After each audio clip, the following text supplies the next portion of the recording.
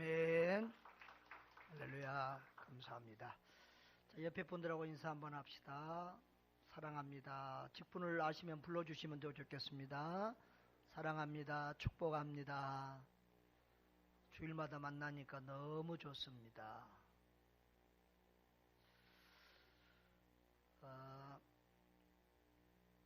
6월달은 호국의 달이라고도 하는데요. 우리 그리스도인들이 국가 간 또 바른 애국관을 가지고 살아야 된다는 이런 주제로 하나님의 말씀을 나누려고 합니다. 참 우리나라는 매일 이렇게 단일 민족이면서도 가장 갈등이 많은 나라 중에 하나입니다. 특별히 그 갈등의 큰 요인이 되는 것이 북한과 대치하고 있는 문제인데요. 그러다 보니까 조금 또 극우 국자로 나눠서 뭐 빨갱이라고 서로 공격하기도 하고 보수 꼴통이라고 공격하기도 하고 그러면서 또 보수는 자기들이 진정한 애국자인 것처럼 또 진보 쪽은 자기들이 진정한 애국자인 것처럼 이렇게 하는 헷갈리는 상황이 되기도 합니다. 저는 좀 좌파 우파 이런 말보다는 좀 진보다 보수다 이런 표현을 썼으면 좋겠습니다. 빨갱이라든가 참 이런 표현들이 좀 사라졌으면 좋겠고 그런 것들을 정치에 이용하고 하거나 이런 것들이 사라졌으면 좋겠고요. 또 내 생각과 다르다고 하면 마치 매국노처럼 좀 역적처럼 그렇게 매도하고 비난하는 이런 일들이 사라지고 좀 더 건강하고 건설적인 그런 균형 잡힌 시각을 가진 그런 시민들, 좀 수준 높은 그런 국민들이 되었으면 합니다. 우리 성도들이 그렇게 되기를 주의 이름으로 축복합니다. 저는 군대에 있을 때에 예수님을 인격적으로 만났습니다. 어려서부터 교회는 다녔지만 군대에서 예수님이 나의 죄를 사해 주시고 나를 위해 십자가에 죽어주신 분이라고 믿고 확신하게 되었고 그 구원의 감격과 기쁨으로 말할 수 없는 그런 행복한 시간을 가졌습니다. 복음이 좋은지 예수가 얼마나 좋은지 말로 다 할 수 없는 그런 기쁜 시간들을 보내면서 제가 또 하나님께 참 탄원하듯이 이렇게 묻고 질문하는 게 있었습니다. 하나님, 우리 민족이 얼마나 착하고 선한 민족입니까? 5,000년 역사 속에 1,000번 가까이 외세의 침입을 당했지만 먼저 남을 침입한 적이 없는 토끼 같은 착한 민족입니다. 그런데 이 좋은 복음을, 이 귀한 예수로 이 복음을 일찍 좀 우리나라에 이렇게 전해주시지. 일찍 우리나라가 복음을 받고 예수 믿고 구원받게 하시지. 왜 이 복음을 이렇게 늦게 우리나라에 보내주셨습니까? 우리 민족이 일본보다 예수를 더 먼저 받아들이고 복음을 받아들였더라면 우리가 더 일본보다 더 잘 살고 일본에 이렇게 지배를 안 당해도 될 수 있었을 텐데 하면서 그런 안타까운 기도와 탄원을 한 적이 있습니다. 여러분, 개인이든 가정이든 국가이든 간에 복음을 일찍 받아들이는 것이 예수를 하루라도 빨리 만나고 구원받는 것이 복 중에 최고의 복인 것을 믿으시기를 바랍니다. 옆에 분들하고 인사 한번 합시다. 예수를 하루라도 빨리 만나는 것이 최고의 복입니다. 저는 지난주에 하나님이 나를 보내셨습니다라는 제아의 설교 속에서 하나님이 나를 왜 이 땅에 태어나게 하셨는가? 왜 이 가정에 많은 가정 중에서 이 가정에 나를 보냈는가? 왜 많은 교회 중에서 이 교회로 하나님이 나를 보내셨을까? 이 나라에 수많은 나라, 수많은 민족이 있는데 왜 나를 이 나라, 이 민족 가운데로 보내셨을까 하는 그런 논정의 말씀을 전하셨습니다. 그 하나님의 뜻, 나를 이 시대에 이 나라, 이 민족 가운데 보낸 하나님의 뜻을 발견할 때 거기서 내가 할 일이 보이고 사명이 보인다는 것입니다. 그리고 그 사명자로 살아갈 때 진정으로 참된 그리스도인의 삶을 살아갈 수 있다고 했습니다. 여러분, 그리스도인은 기본적으로 자기가 사는 공동체의 유익이 되어야 합니다. 내 가정에 내가 유익이 돼야 돼요. 내 교회에 내가 유익이 돼야 돼요. 내가 다니는 학교에 내가 유익이 돼야 돼요. 내가 다니는 직장에 내가 유익이 돼야 돼요. 내가 사는 이 사회에, 이 국가에 유익이 되는 그런 복된 성도들 되시기를 바랍니다. 그 사람이 진정한 그리스도인이에요. 저는 우리나라가 늘 극우와 국자로 갈라져서 이렇게 싸우는 것을 볼 때 늘 마음이 아픕니다. 이 목사님들도 동기들도 보면 가끔 단체 카톡방에 그런 그 정치적인 발언을 하는 경우가 있습니다. 그러면 그때마다 친구들 사이에, 동기들 사이에 갈등이 생기고 다툼이 생기는 것을 많이 봅니다. 교회 안에서도 그렇습니다. 심지어 우리 지난번에 보니까 할아버지 그룹을 만났는데도 정치가 어떻고 뭐 대통령이 어떻고 다들 하시더라고요. 전에 우리 80이 넘은 할머니 두 분은, 한 분은 한나라당이고 한 분은 민주당이고 둘이 싸워가지고 말도 안 하고 지낸 적이 있었어요. 이런 문제들 우리가 참 조심스럽게 접근해야 되고요. 또 우리는 그러나 이런 세상적인 어떤 정치나 파당에 이렇게 휩싸이는 것이 아니라 성경적인 관점에서 어떻게 나라를 생각하고 애국을 생각해야 되는지 오늘 한번 살펴볼 수 있기를 바랍니다. 여러분, 오늘 우리 6절을 다 같이 한번 읽어볼까요? 6절 다 같이 시작. 그들이 모였을 때에 예수께 여쭈어 이르되 주께서 이스라엘을 나라를 회복하심이 이때니까. 한번 따라합시다. 주께서 이스라엘 나라를 회복하심이 이때니까. 이건 당시 이스라엘 모든 백성이 가지고 있는 가장 큰 이슈였습니다. 가장 큰 바램과 소원을 제자들이 지금 예수님께 대변하는 그런 장면입니다.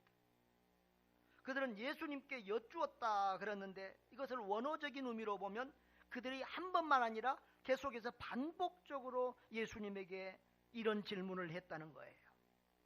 예수님이 지금 예루살렘을 떠나지 말고 내게서 들은 바 아버지께 약속한 것을 기다리라 그러니까 제자들은 야, 이때가 바로 지금 예수님이 이스라엘 나라를 회복할 때인가 보다는 이런 떨림과 감동을 가지고 이스라엘 나라를 회복하심이 이때니까 그러면서 지금 반복적으로 질문을 하고 있는 것입니다.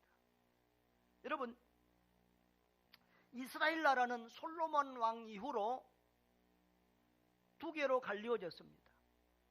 이스라엘의 초대 왕이 사울이지요. 둘째가 다윗 왕이지요. 세 번째 왕이 솔로몬 왕인데 솔로몬 왕 때에 우상을 섬기고 범죄함으로 하나님께서 그 후대에 나라를 두 쪽으로 나눕니다.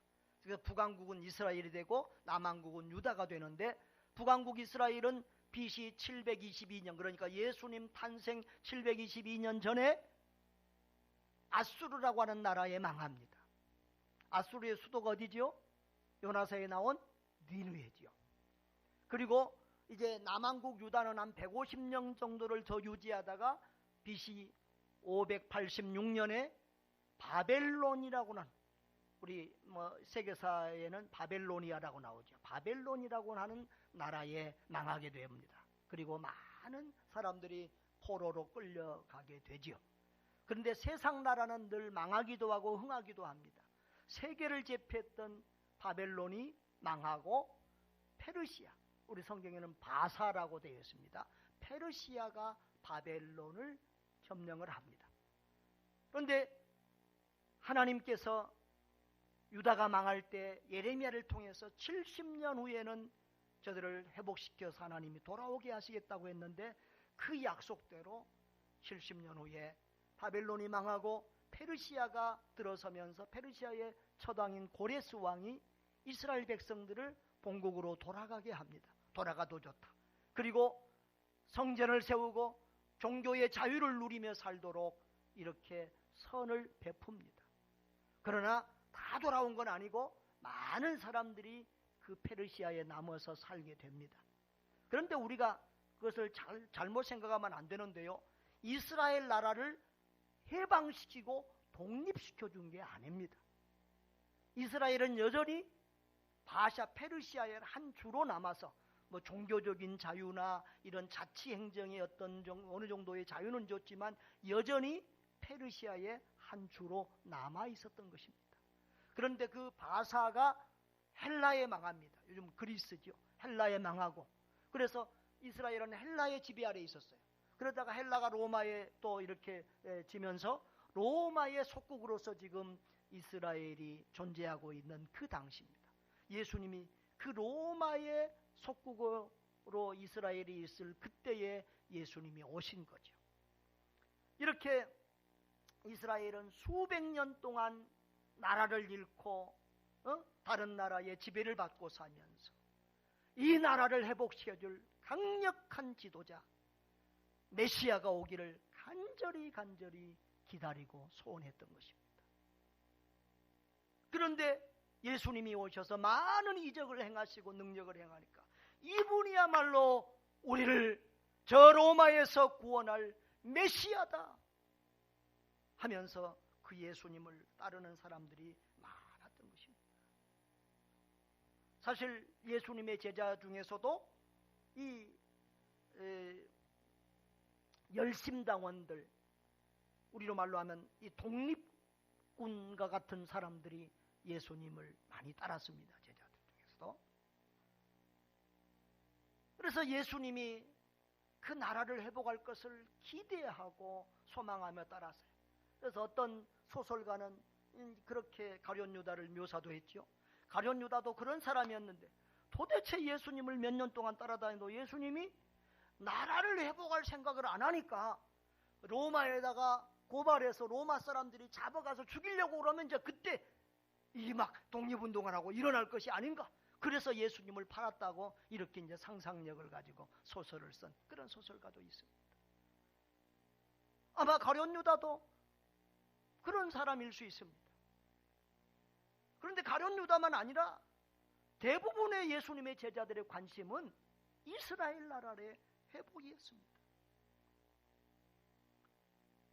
그 열망이 얼마나 대단했는가를 보면 마태복음 11장이나 누가복음 7장에 보면은 이 세례 요한의 얘기가 나오는데요.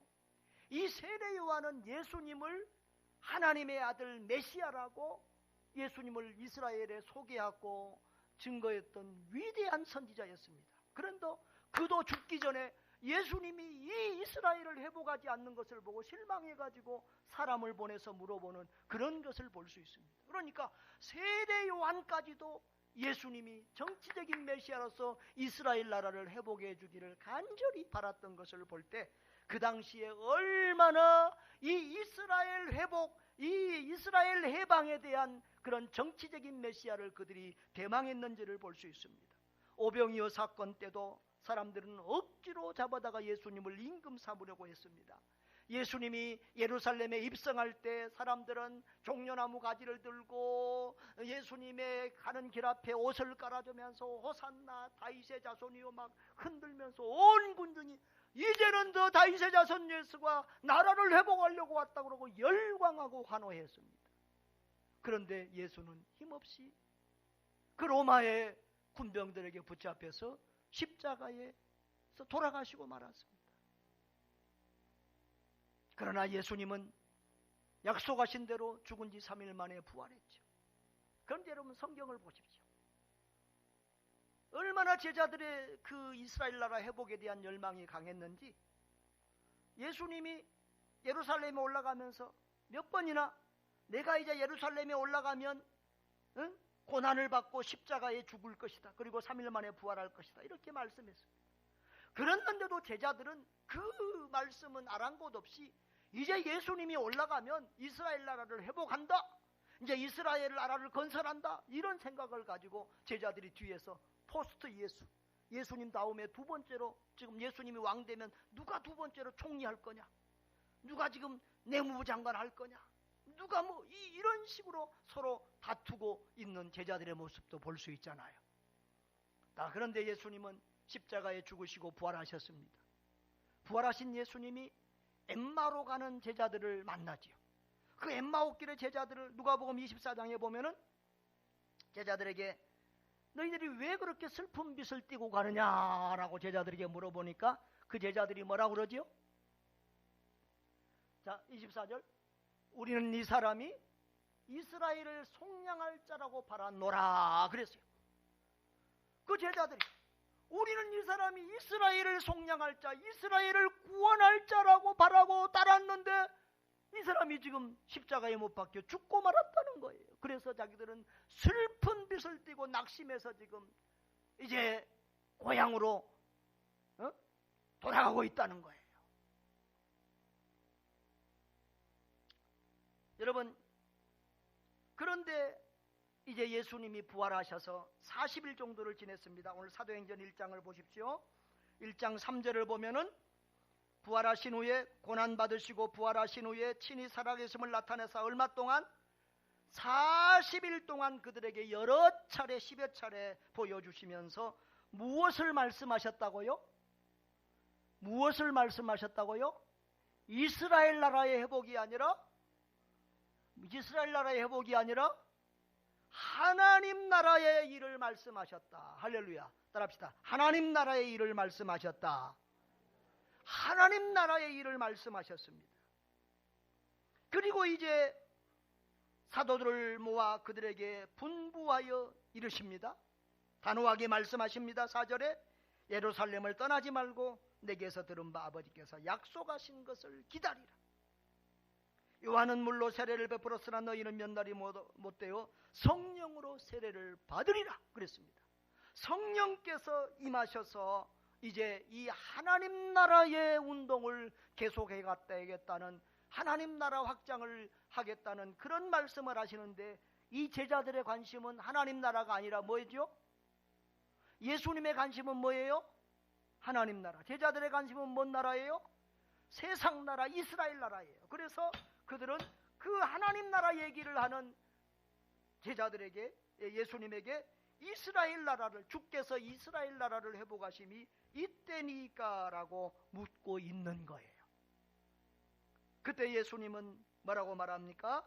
7절 다 같이 읽습니다. 이르시되 때와 시기는 아버지께서 자기의 권한에 두셨으니 너희가 알 바 아니요 그랬습니다. 그때 종말의 때 하나님 나라를 회복할 때 그때는 그 때와 시기는 아버지께서 자기의 권한에 두셨다는 거예요.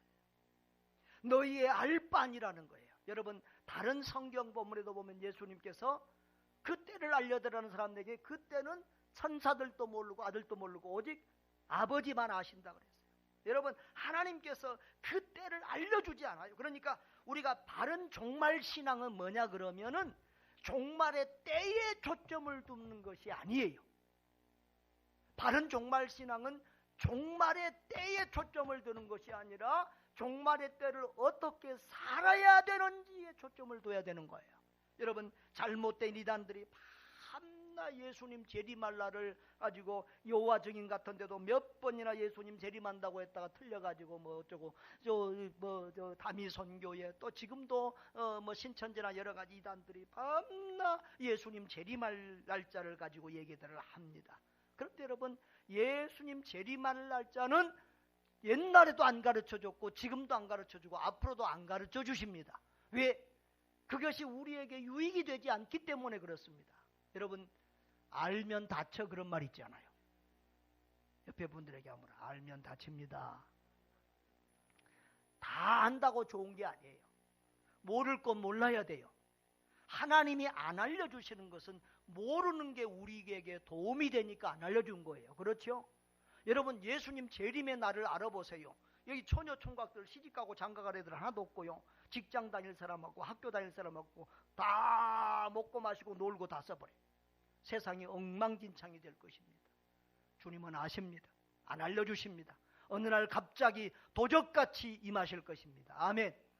그러면 참된 신앙은 뭐냐 그러면 언제 어느 때에 예수님이 오시느냐가 아니라 어떻게 예수님 오시는 그 종말의 날을 준비해야 되는가라고 하는 것입니다. 바로 예수님이 오늘 강조하고 있는 것도 그것입니다. 여기 7절 마지막에 너희의 알 바 아니요 그랬어요. 뭐는 알 바 아니다? 재림의 때는 알 바가 아니다. 그러나 그 다음에 8절 보면 오직 이 오직이라는 말이 뭐냐 그러면 헬라어로 알라예라. 알라. 오직 너희들이 재림의 때는 너희들이 알 바가 아니요. 그런 거 알려고 신경 쓰지 말고 너희들이 오직 알아야 될 것이 있는데 그것은 뭐냐 그러면 오직 성령이 충만해서 권능을 받고 예루살렘과 온 유대와 사마리아 땅끝까지 예수 그리스도의 복음을 전하는 증인되는 이것이라는 거예요. 이것이 중요하다는 것이에요. 재림의 시기는 우리가 알지 못하지만 우리는 성령 충만하여 예수 그리스도를 증거하는 증인의 삶을 살아야 된다. 이것이 우리 예수님이 우리에게 알려주신 참된 종말 신앙인 줄 믿습니다. 여러분, 종말을 기다리는 바른 자세는 성령의 충만함을 입어 온 세상 땅끝까지 모든 백성에게 복음을 전하는 것인 줄 믿습니다. 그래서 마태복음 28장 19절에도 너희는 모든 족속을 모든 민족을 제자 삼으라 그랬고 마가복음 16장 15절에도 온 천하에 다니며 만민에게 복음을 전하라고 했습니다. 여러분, 언제 이 나라, 이 세상이 끝나고 하나님 나라가 이 땅에 이루어집니까? 마태복음 24장 14절을 우리 한번 볼까요? 마태복음 24장 14절 다 같이 시작.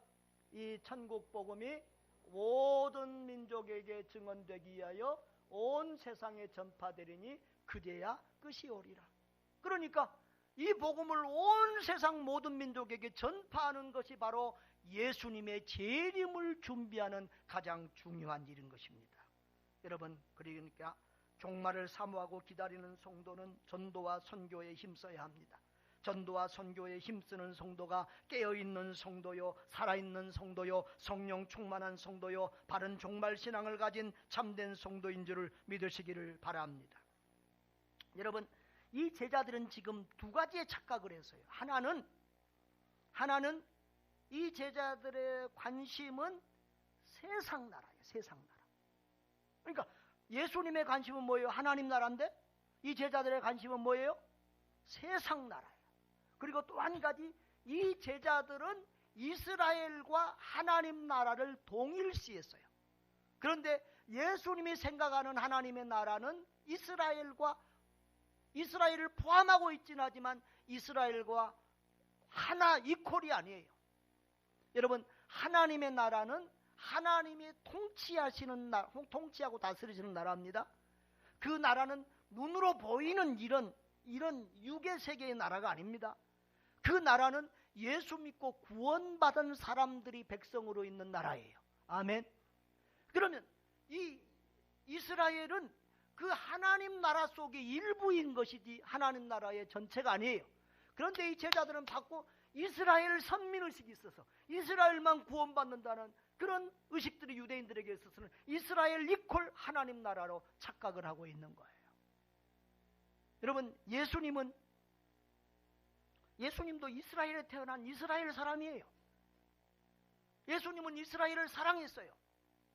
그래서 지지난주에도 우리 설교 들었지만 나는 이스라엘의 잃어버린 양 외에는 다른 데로 보냄을 받지 아니하였다. 이런 말도 하셨어요. 다시 말하면 하나님의 구속 역사는, 구원 역사는 이스라엘을 통해서 모든 민족에게로 흘러간다는 거예요.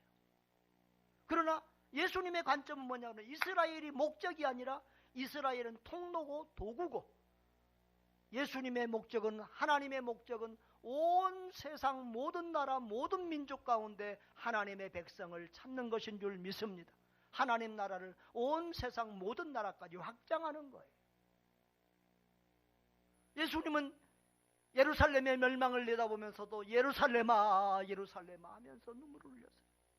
예수님은 이스라엘을 사랑하고 이스라엘 백성을 사랑했어요. 그럼에도 불구하고 예수님의 관심은 하나님 나라였어요. 여러분, 아마 나도 그 당시에 이스라엘 나라에 태어났으면 혹시 나도 제자들처럼 그렇게 독립운동하고 이스라엘 독립에 아주 최고의 관심을 가졌을지 모르겠어요. 근데 예수님은 왜 그 땅에 그 시대에 태어났는데 그 이스라엘의 독립운동에 자신을 헌신하지 않았을까요? 여러분, 예수님은 사명이 이스라엘 독립운동하러 온 게 아니에요. 우리 지난주도 말씀했지만 내가 온 것은 사람을 구원하려고 왔다고 그랬어요. 양으로 생명을 얻게 하고 풍성히 얻게 하려고 왔다고 그랬어요. 그러니까 우리가 일제시대에 살았다고 해서 다 독립군 되는 거 아니잖아요. 다 사명이 또 따로 있잖아요. 다 나라를 위해서 민족을 위해서 할 분야가 일이 다르잖아요. 우리나라도 전부 다 정치인만 되면 되겠습니까? 전부 다 경제인만 되면 되겠습니까? 여러 종류의 이런 사람들이 다 자기 사명을 감당할 때 건강한 나라가 되는 줄 믿습니다. 예수님은 이스라엘 독립운동하러 오신 분이 아니에요. 그리고 예수님이 원하는 나라는 피 흘리고 전쟁에서 싸워서 쟁취하고 확장하는 나라가 아니라 하나님의 말씀으로 그리스도의 복음으로 사랑으로 화평으로서 세워가는 그런 하나님의 나라인 줄 믿습니다. 그래서 예수님은 그 사명을 감당하신 거예요. 그런데 제자들은 예수님을 세상 나라를 세우러 오신 그런 사람으로 끝까지 착각하고 지금 예수님이 승천하려고 하는, 예수님이 이 땅의 사역을 다 마치고 하늘로 올라가라고 하는 마지막 순간까지도 제자들의 관심은 이스라엘 회복에 머물고 있다는 사실이 얼마나 안타깝습니까? 여러분, 자막 한번 띄워주세요.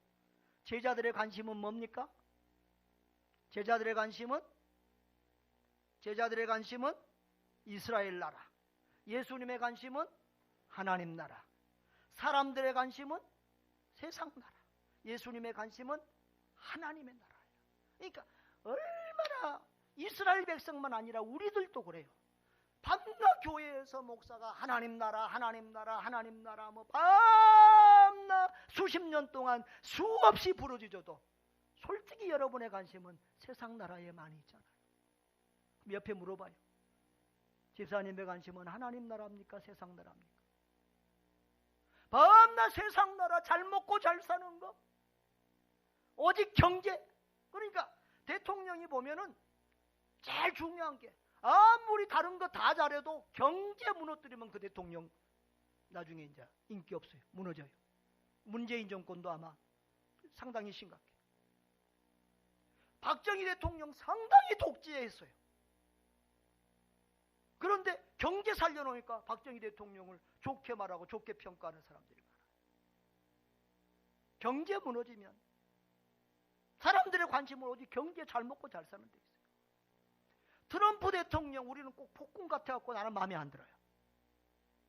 그런데 미국 사람들은 상당히 좋아하니까 대통령이 된 거예요. 그분이 정치적인 백그라운드도 별로 없이 트럼프가 대통령이 됐다면 굉장히 쇼킹한 일이에요.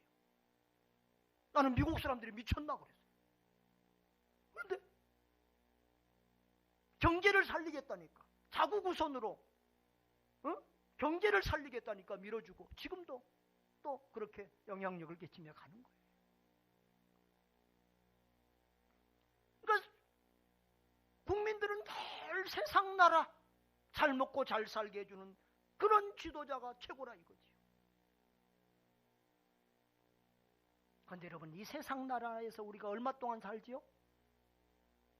이 세상 나라에서 얼마 동안 살아요? 옆에 분한테 물어보세요. 몇 년이나 더 살란가? 우리는 이 세상 나라에서 나그네의 인생을 살고 우리가 영원히 살 곳은 하나님의 나라인 줄 믿으시기를 바랍니다. 그러니 당연히 우리의 관심은 하나님 나라에야만 맞는 거예요. 그 사람이 지혜로운 사람이고 그 사람이 바른 믿음의 사람이에요. 예수님은 이스라엘을 사랑했지만 이스라엘만 사랑한 것이 아니라 온 세상 모든 나라 모든 민족을 다 사랑했습니다. 그래서 모든 민족을 제자 삼으라고 그랬고 모든 민족에게 복음을 전하라고 땅끝까지 복음을 전하라고 하셨습니다. 사랑하는 여러분, 우리도 바로 주님과 같은 그런 국가관, 애국관, 그런 세계관을 가져야 될 줄 믿습니다. 여러분, 진정한 애국이 무엇입니까? 저는 이렇게 애국에 대해서 생각을 할 때마다 우리가 가끔 착각하는 게 있어요. 정권이나 정부를 위해서 충성하는 것을 애국이라고 생각하는 사람들이 있어요. 근데 이런 사람들은 정권이 바뀌고 시대가 바뀌면 어디로 가요? 검찰에 불러다니고 감옥으로 가요. 무슨 말인지 알겠어요? 이전 정권에 충성하는 분들 요즘에 지금 감옥으로 줄줄이 서서 들어가고 있어요. 그러니까 정권에 대한 충성이 진정한 국가에 대한 충성이 아닐 수 있다고 하는 것을 알아야 돼요. 우리 옛날에 영화 실미도 영화 보신 적이 있으세요? 너무 오래돼서 가물가물하죠? 그 앞에는 그 실미도에서 훈련받고 저 북한에 간첩으로 가겠다는 사람들이 애국자들이었어요.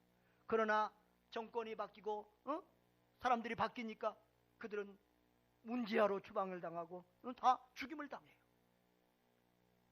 공작이라는 영화가 작년인가 얼마 전에 나왔는데 그 영화도 그 실화를 실제적인 것을 바탕으로 한 영화였는데 전 정권에서 그분이 북한 사람들을 만나고 남한 정보보안으로 북한 사람들을 만나고 대북관계 일을 했는데 정권이 바뀌니까 그 사람을 간첩으로 몰아서 감옥에 집어넣어요. 그러니까 정권에 충성하는 것이 진정한 애국은 아니다. 그러면 무엇이 진정한 애국인가? 국민을 위해서, 사람을 위해서 하는 충성이 진정한 애국이다. 이것은 정권이 바뀌어도 사람이 바뀌어도 이것은 이런 사람은 괜찮아요. 아멘. 그러니까 사람, 정권이 아니라 어떤 정당이 아니라 정권이 아니라 정부가 아니라 국민, 사람을 생각하는 그런 애국이 진정한 애국이라는 것이에요. 여러분, 우리는 잘못하면 민족주의, 지나친 민족주의, 지나친 애국주의가 비성경적일 수 있다는 사실을 알아야 돼요. 국가를 통치하는 사람들은 민족주의, 애국주의로서 나라를 통치하는 것이 쉬우니까 그렇게 하려고 하지만 우리가 거기에 쏘구면 안 돼요. 여러분, 무엇이 진정한 애국신앙이고 바른 것인지를 알아봐야 됩니다. 근데 성경의 기본 원리로, 그러니까 예수님이 항상 우리의 모델이 돼요. 예수님이 어떻게 했는가? 예수님은 나라 사랑을 어떻게 했고 예수님의 관심은 무엇이었는가? 아까 예수님의 관심은, 예수님은 이스라엘을 사랑했지만 예수님의 관심은 더 뭐였다고 그랬어요? 하나님의 나라였다고 그랬어요. 하나님의 나라. 오늘 본문에도 보세요. 예수님은 1장 3절에 하나님 나라의 일을 40일 동안 마지막 승천할 때까지 처음에 오셔서 또 하나님 나라가 가까웠느니라고 첫 복음을 시작했어요. 첫 복음을 회개하라 하나님 나라가 가까웠느니라고 첫 복음을 시작하시고 그리고 마지막 하늘로 승천하실 때까지 하나님 나라의 일을 말씀하셨어요. 여러분, 성경의 가장 기본 원리가 뭐지요? 하나님 사랑, 이웃 사랑이죠. 한번 따라합시다. 하나님 사랑, 이웃 사랑. 이 기본 원리가 매우 중요합니다. 그러니까 국가가 필요하고 중요합니다. 국가가 있어야 우리가 자유와 평화를 누리며 삽니다. 그러나 성경에서 말하는 진정한 최고의 가치는 사람, 영혼입니다. 한 영혼, 한 생명이 천하보다 귀하다고 주님은 말씀하십니다. 여러분, 하나님 사랑, 이웃 사랑, 이 하나님 사랑, 사람 사랑은 둘 같지만 하나로 이어지는 것입니다. 하나님을 사랑하는 사람은 하나님의 형상으로 지음받은 사람을 사랑합니다. 그러니까 사람을 사랑하는 것이 곧 하나님을 사랑하는 거예요. 아멘. 따라합시다. 하나님을 사랑하는 사람은 사람을 사랑합니다. 하나님을 사랑한다고 하면서, 하나님을 예배한다고 하면서도 사람들을 미워하고 싸우고 서로 원수 맺고 욕하고 살면 그 사람은 진정한 그리스도인이 아닙니다. 여러분, 우리는 이 세상을 바라보는 눈도, 나라와 민족을 바라보는 눈도 하나님의 눈, 하나님의 관점으로 바라봐야 될 줄 믿습니다. 하나님은 우리나라를 사랑하십니다. 따라합시다. 하나님은 우리나라를 사랑하신다. 맞지요? 그런데 하나님은 우리나라만 사랑하는 거 아닙니다. 여러분 불쾌하게 생각할지 모르지만 하나님은 일본도 사랑합니다. 중국도 사랑합니다. 우리의 적대 국가들도 다 사랑합니다. 하나님은 모든 나라 모든 민족이 구원받기를 원하십니다. 여러분 그러니까 애국은 성경적입니다. 우리는 하나님의 뜻에 따라 이 나라 이 민족 가운데 태어났기 때문에 이 민족을 사랑하고 이 나라를 사랑하는 것이 지극히 당연한 것입니다. 그러나 내 민족만을 사랑하는 지나친 민족주의, 내 나라만을 사랑하는 지나친 애국은 하나님 뜻에 합당하지 않는 비성경적인 것입니다. 여러분 그리스도인은 인류 전체를 사랑하는 하나님의 마음, 하나님의 사랑 안에서 자기 나라와 자기 민족을 사랑해야 될 줄 믿습니다. 여러분 제가 이렇게 설명을 한번 해보겠습니다. 여러분 개인의 확대가 가정이고 가정의 확대가 사회고 사회의 확대가 국가고 국가의 확대가 세상입니다. 인류입니다. 자 그러면 보십시오. 내가 나를 사랑하는 것이 죄입니까? 정상입니까? 대답을 시원찮게 못 하셔요. 내가 나를 사랑하는 것 정상입니까? 비정상입니까? 정상입니다. 그런데 내가 나를 사랑한다고 해서 남에게 피해를 주면서 나를 사랑하면 그것은 죄입니다. 잘못된 것입니다. 가정도 마찬가지입니다. 내가 내 가정을 사랑하는 것도 옳은 거지만 내 가정을 위해서 다른 가정에 해를 끼치는 것은 그것은 죄입니다. 잘못된 것입니다. 국가도 마찬가지입니다. 내가 내 나라를 사랑하지만 내 나라를 사랑하기 때문에 다른 나라 망하기를 원하고 다른 나라 안 되기를 원하고 이렇게 다른 나라를 그렇게 생각하는 것은 잘못된 것입니다. 요즘 많은 나라들이 너무 자국 이기주의로 민족주의로 애국주의로 움직이는 것이 참 이 세상 평화를 해치는 주범이 되어집니다. 일본의 군국주의. 그래서 일본은 자기 나라를 확장하려고 전쟁을 일으켜서 한국을 침략하고 동남아를 침략했잖아요. 지금도 그들은 자꾸 우익, 극구구. 그러니까 우리가 볼 때는 그들을 구구라고 그러는데 그들이 볼 때는 뭐예요? 애국주의자들이요. 그런 애국심을 유발해서 다케시마 독도는 우리 땅이다 그러면서 또 일본의 전쟁 범죄들을 사과하지도 않는 이런 짓들을 하고 있는 것입니다.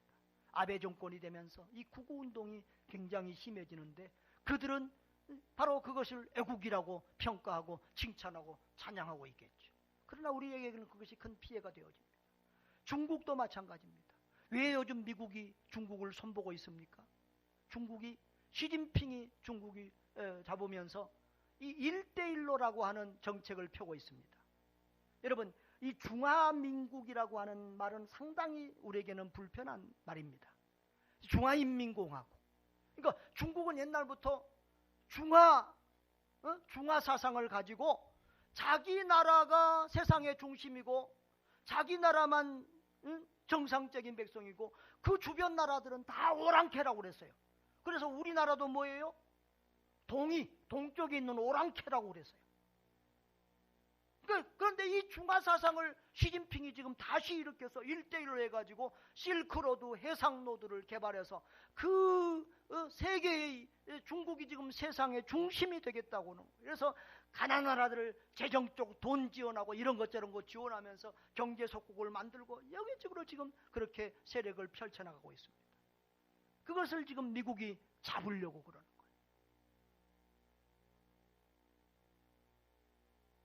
여러분 하나님은 나라들이 서로 사랑하고 화해하고 상생하며 살기를 원합니다.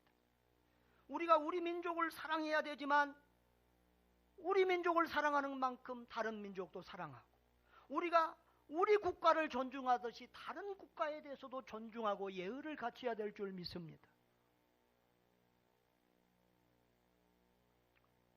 특별히 우리 청년들에게 말하고 싶습니다.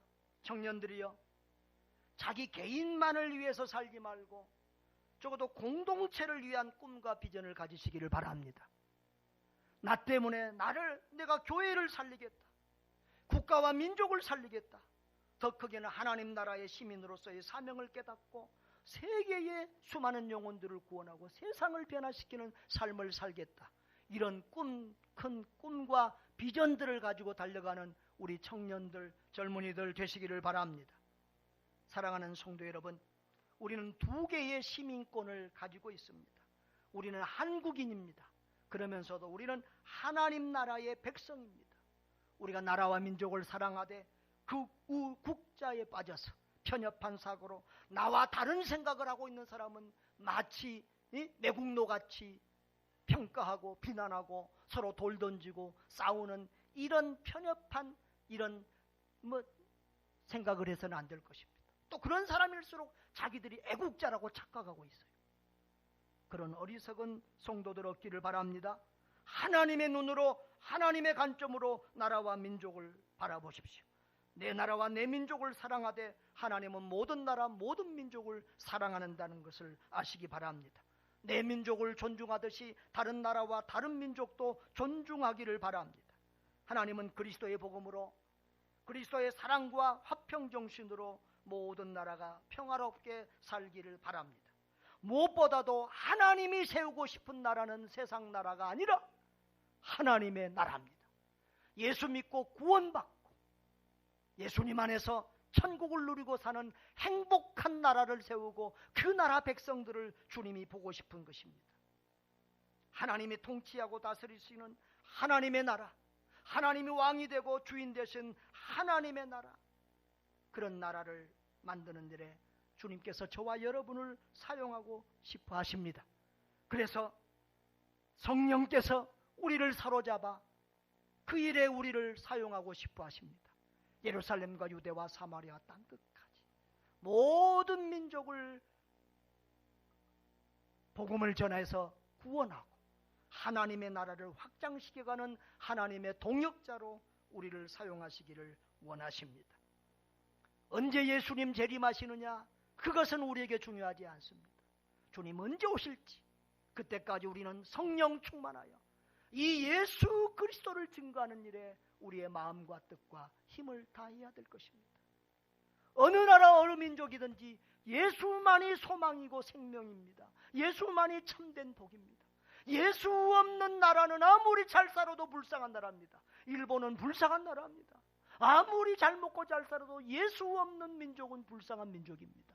여러분, 예수 그리스도가 우리에게 기쁨이요 생명이요 행복이듯이 저 다른 나라 다른 민족 다른 사람들에게도 예수 그리스도만이 소망이요 기쁨이요 행복이라는 사실을 아시기를 바랍니다. 우리가 주님 말씀 안에서 나라와 민족을 사랑하고 또 이 하나님의 나라를 확장하는 일에 우리의 모든 힘을 다 쏟는 하나님 나라의 참된 백성들 되시기를 주의 이름으로 축복합니다.